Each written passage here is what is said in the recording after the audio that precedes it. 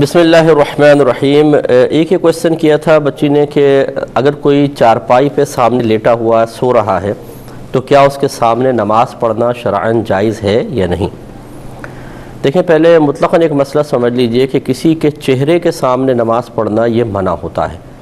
وجہ اس کی یہ ہے کہ یہ بالکل ایسا لگتا ہے جیسے ایک تو ایک مشابہت سی بھی ہے کہ جیسے بت سامنے رکھا ہوں اس کے سامنے نماز پڑھ رہے ہوں، تو اس طرح کی ایک مشابہت بنتی ہے۔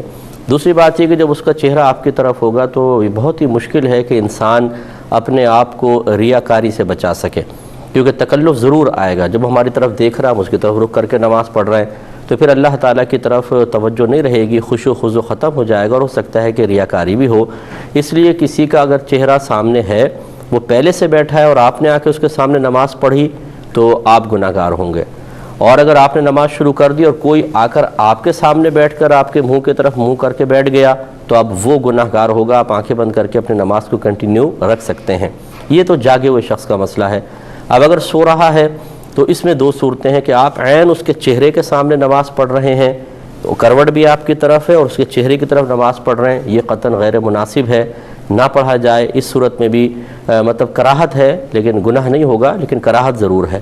اور اگر پیروں کی طرف اس کے کھڑے ہو کر پیروں کے سامنے کھڑے ہو کر پڑھ رہے ہیں تو پھر گناہ گار نہیں ہوں گے، لیکن افضل اور اعلیٰ یہ ہے کہ تھوڑا سائیڈ میں ہٹ کے